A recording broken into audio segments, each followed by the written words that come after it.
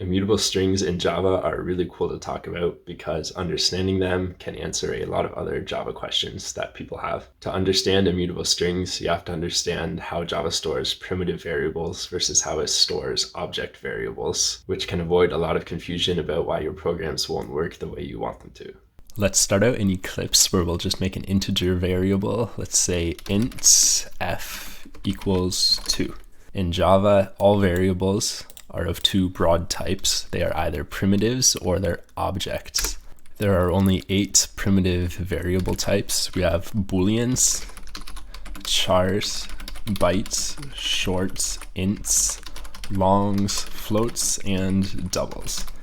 So if any variable is not of these 8 types, it is therefore an object.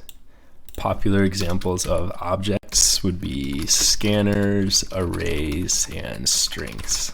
So this integer is a primitive data type. When we make the integer f, Java hops over in the memory and it chooses a slot, labels it as f, and stores the value of 2 in there. And what's important to understand is that it's actually storing the bit code for the value 2 in here. So the value 2 is being stored inside of this memory slot, which is the same for all other primitive data types. That's how Java handles storing them. However, if we make an object such as an array,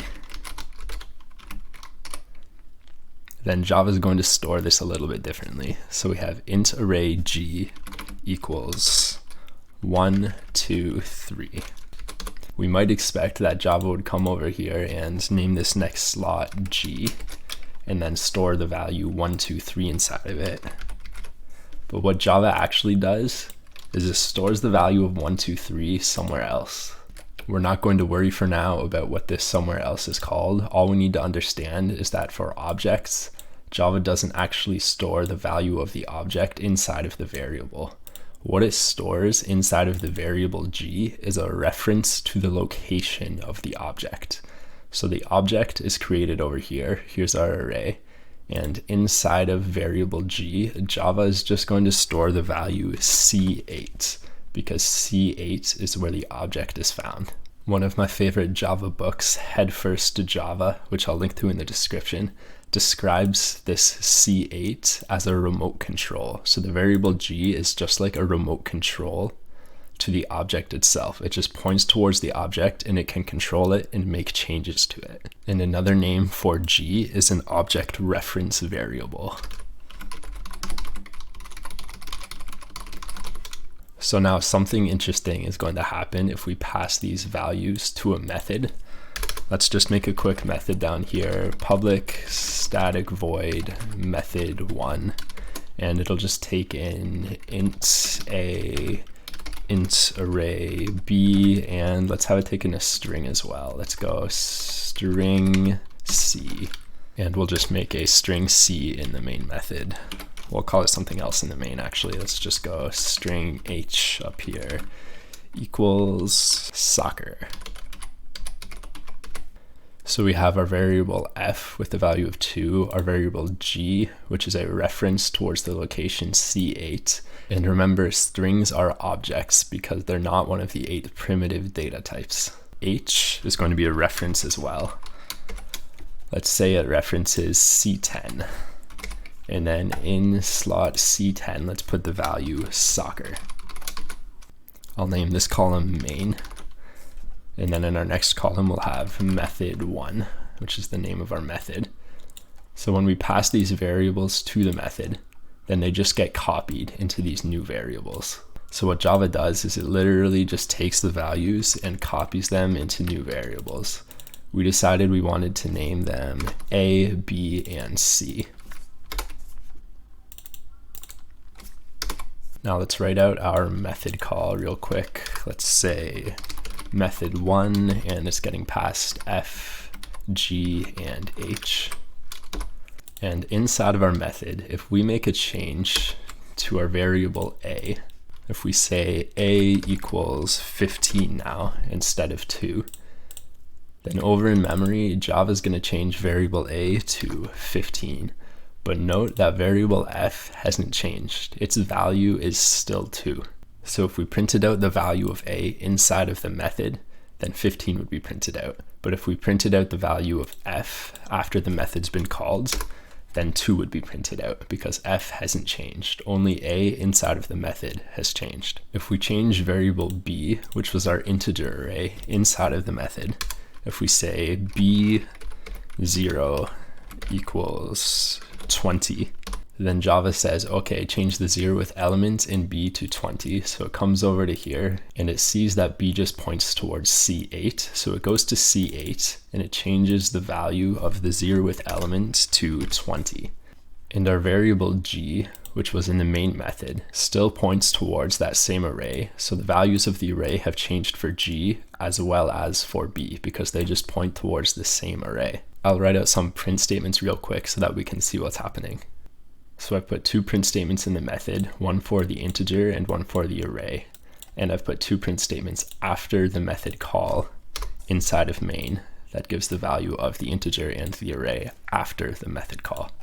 We run these and we get the int in the method is 15.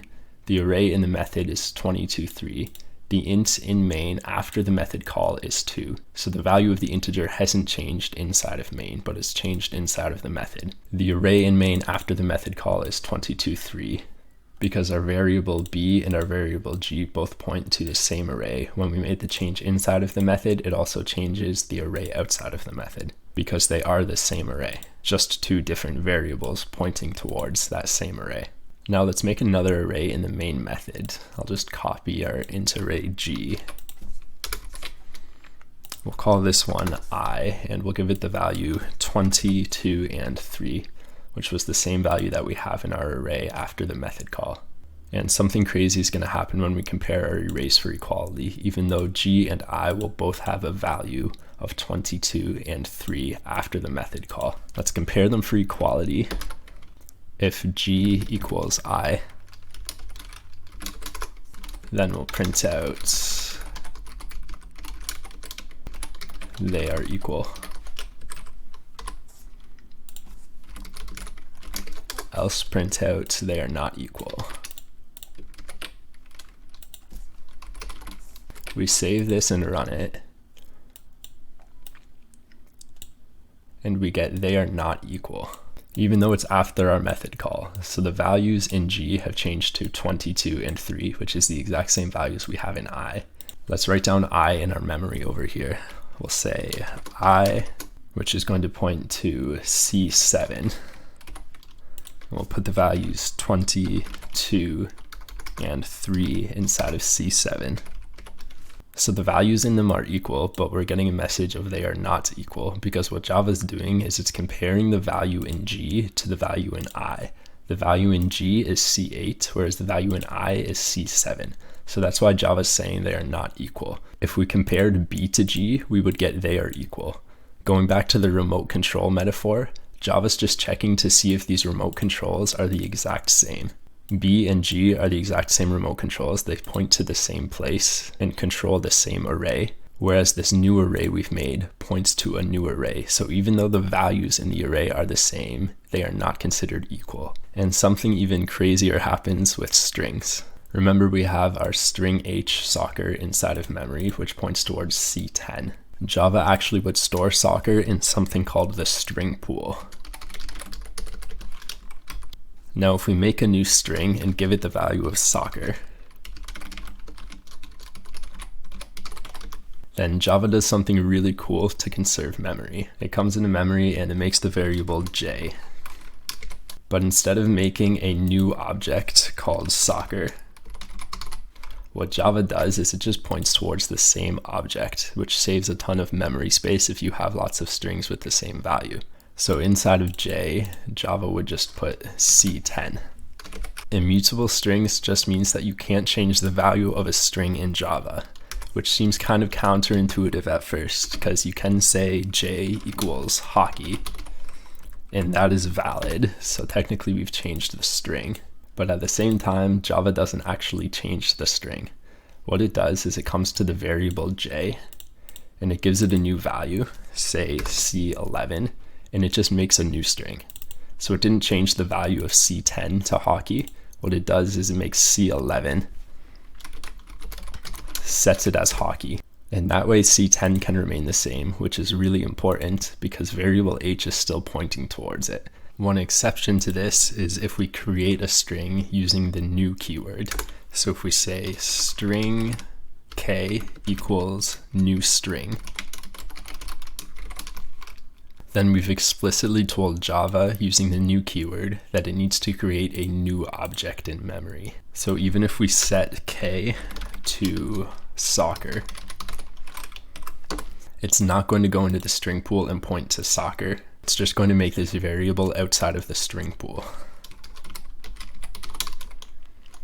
And again, we run into kind of a funny situation where if we compare this soccer to this soccer, they're not going to be equal because they're different objects. So even though they have the same value, comparing E10 with C10 is going to give us a result of not equal.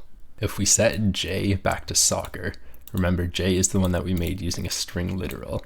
If we set it back to soccer by just getting rid of the J equals hockey, then this hockey is now eligible for trash collection because there's nothing pointing to it. So eventually Java is just going to remove it from the heap, which is what this section over here is called, the heap. Another word for it is the trash collectible heap. So hockey became eligible for trash collection because there was nothing pointing towards it. So at some point Java's just going to remove it from the heap. I'll put variable k inside of our memory. Variable k, which is pointing to our new instance of soccer, which was created using the new keyword.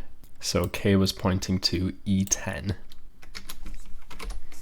Now we have a really interesting situation where we have two variables both pointing towards soccer. So these variables are considered to be equal because they're both pointing towards C10, which is the soccer in the string pool.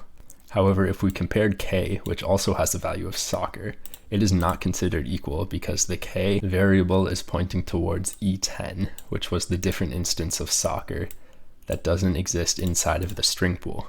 And it created this new instance of soccer because we explicitly told Java to create a new string, not to point towards the string that already existed in the string pool, but to make a new string.